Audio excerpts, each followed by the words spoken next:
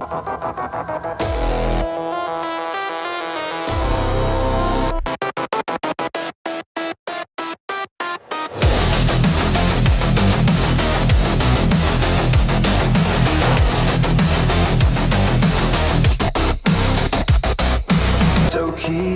gone, sirens cry through digital neon, melting pain.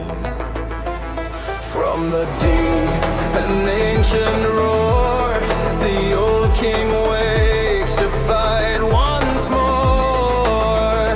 Towers tremble, oceans part, but he must Shin Godzilla.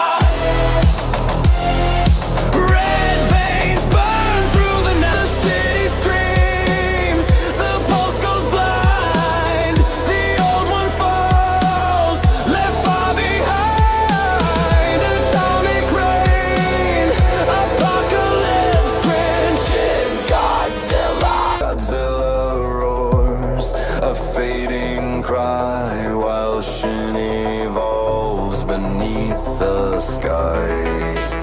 Nuclear fire meets crimson beam. Reality shatters like a dream. Ash and cold flood every street. The monster learns the depths from the void.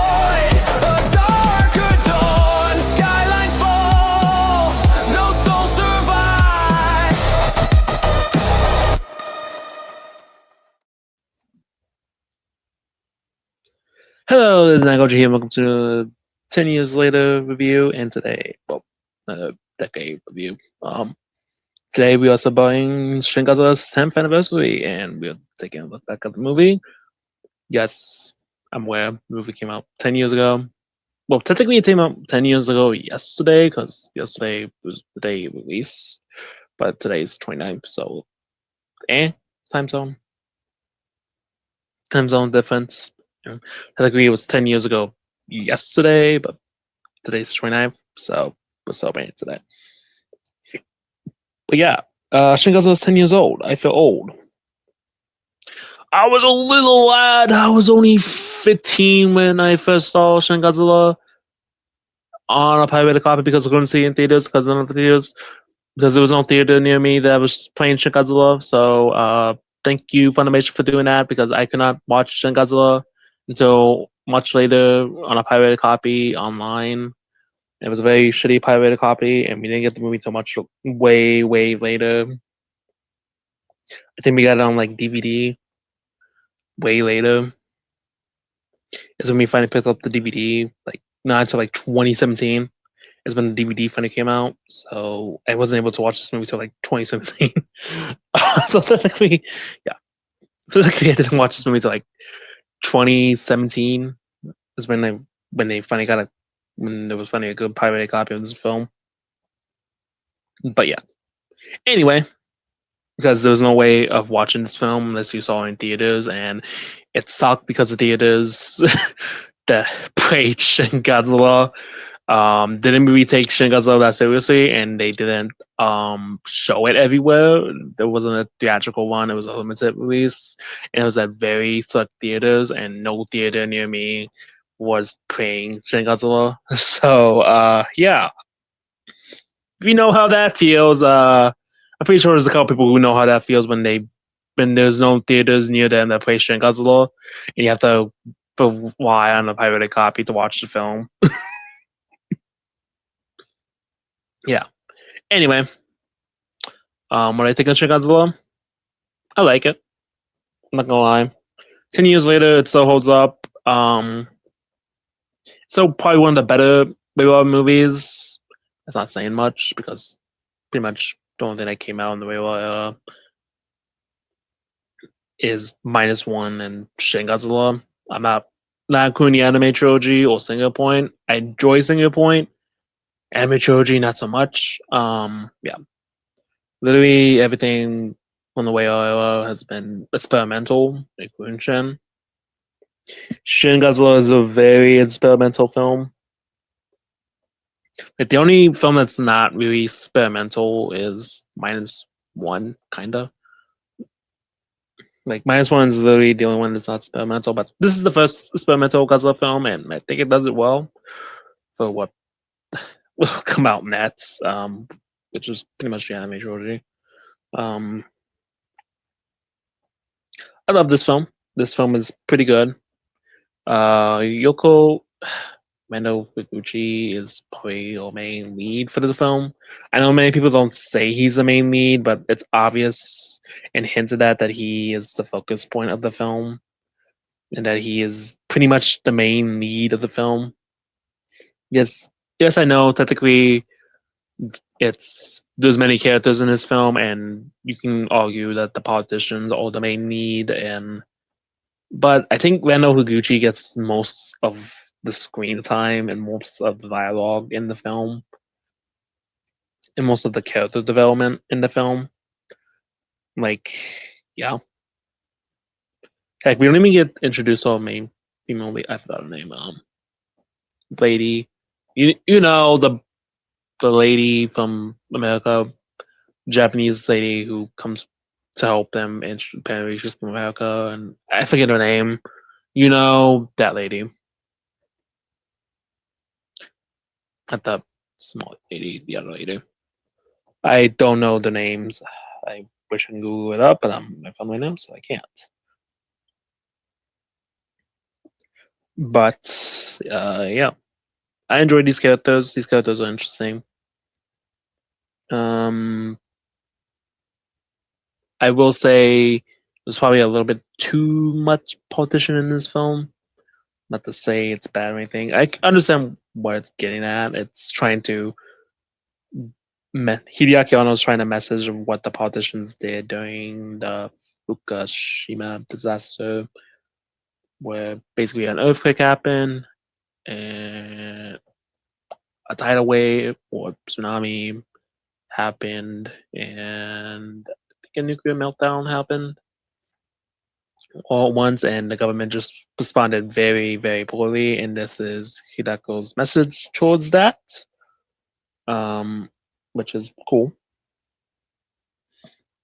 There's really not that many human characters that can stand out besides Rano Higuchi and maybe the female characters in this film, like two of the female characters and maybe the prime minister. A lot of characters in this film not really noticeable or passable, or well, not passable, but memorable because they're just politicians, and that's kind of the point of the film. They're supposed to be politicians that you don't care about and you want to see die or have something happen to them, which half the cast does get killed off near the Shin atomic breath scene, which is interesting. And as for Shin Godzilla, he goes through evolutions. First, we see his first form, which is basically just a tail. We don't actually know what the actual form looks like. All we know is just tail. Tail, that's pretty much it. I imagine that's basically just a tadpole or doesn't have legs. Well, apparently they said it did have legs, so it was probably just a leg and a head and a tail. That's probably what it looked like, according to what the scientist lady said. Apparently, it had legs and a tail, so maybe it evolved to get up on man, which is Kamada-kun, which is so adorable and cute and ugly at the same time. Adorable and ugly at the same time. Yeah, that thing is cute and ugly at the same time. So then Shiogana-kun, which roars because apparently it's in pain when evolving, I guess, and then roars again when when it's heating up. But I don't know. Then we see its fourth form, which is Shin Godzilla, which is probably the peak. It's probably one of the best designs that Godzilla has had. I love the Shin Godzilla design. It looks pretty cool. I will admit, actually, there's nothing to admit. The design's awesome. It's cool looking. I kind of wish they did give it a personality, though. Like, I understand that it's pretty much martial nets, so maybe it's not supposed to have personality. Maybe it's showing pain when it roars. That's pretty much all we get for its personality. It's that when it roars, it's showing pain. That's in pain, I guess. So maybe it's in pain and hates its life. They're lonely dad Shin, I guess. I don't know. We do get a couple. We get a military scene with Shin Godzilla, and that's probably in the highlight of the movie. That scene's pretty cool. I won't lie. It's pretty cool. The military scene against Godzilla, it's pretty cool. The highlight of the movie, though, is the when Shin Godzilla enters the Tokyo and they're about to launch a strike on him, and they do launch a strike on him. He bleeds, and then he just his some breath. First comes out as smoke, then it heats up into fire, and then laser pops out. That's probably the highlight of the movie, and probably my favorite scene in the movie, and probably one of the best scenes in the Godzilla franchise. Pretty much kills off half the cast. Destroys pretty much killing anybody who didn't evacuate those buildings in Tokyo, and probably causing a lot of radiation poisoning. A lot of damage happened in that scene. Like, I don't even think if you were in the subways, you'd be alright. Like, I don't know how people on the ground, the politicians on the ground survived because apparently they were really close to Shin Godzilla when he was. That's a little bit of a plot hole. Like, how they survive, but the politicians in the plane don't because weren't they on the ground when the flame ignited? So wouldn't they be, toasted up, barbecued right now? I don't know. Maybe they weren't close enough. Maybe they weren't in his range of fire. I don't know. Maybe they were in the base. Maybe they were in the subway station. Maybe that subway station actually saved them. That's kind of confusing. Yeah, but basically half the cast is dead, and they try to watch the Higuchi plan, which is basically just a coagulating plan to try to feed Godzilla, which has been teased since the start of the movie, and then pretty much that's pretty much what they're trying to.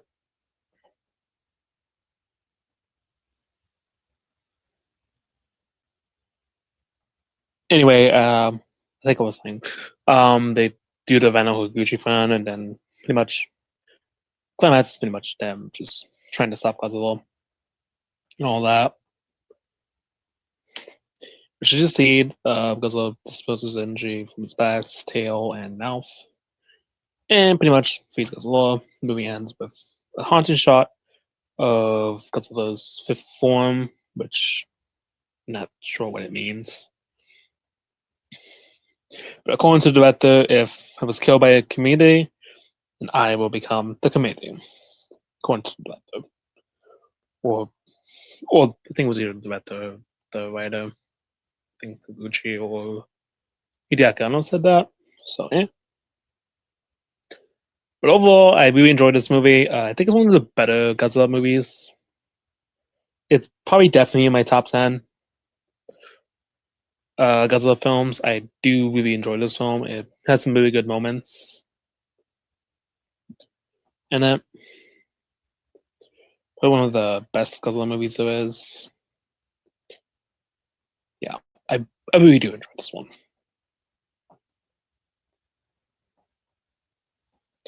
I really do enjoy it. It's an S tier Godzilla movie. It's one of the best. I really enjoy it. Even 10 years later, it still holds up. I will admit, some of the CGI doesn't hold up as well. After a rewatch, like some of the CGI shots don't hold up as well, but some of them do. Like some of the CG in the movie doesn't hold up as well. Some of it does. Like it's kind of weird. It's a weird, like looking back at it 10 years later. Like you now notice that some of the CGI doesn't hold up. There's some weird white shot. Like when he's seeing him from up close, he looks good, but when you see him from afar, it kind of looks weird. But some shots look good, some shots don't look good. When it comes to CGI, I've now started to notice that there are some hiccups with the CGI in Shin Godzilla. but that doesn't really bring down the movie. Like the story's so good. Like I still enjoy the story. Like yeah, I think it's good. The movie's the movie's fine. It's really good. One of the best. So hmm.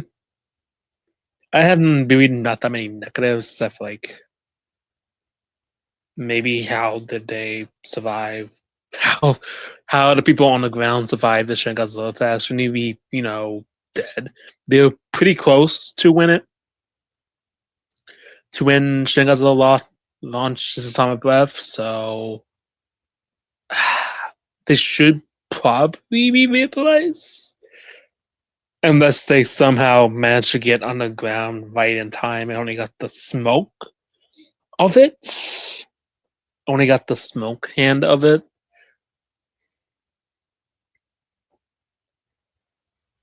Only got the smoke and were able to get in, but I don't know. That's so confusing. But overall, I really do enjoy this film. I probably give it like a 5 out of 5. Probably one of the best Godzilla films. I enjoy it. I enjoy it for what it was. Maybe that much negatives in this film. I really do enjoy it. Well, with that said, this is going to turn off. And remember, stay big, G fans. See you next one. Remember to like, comment, and subscribe.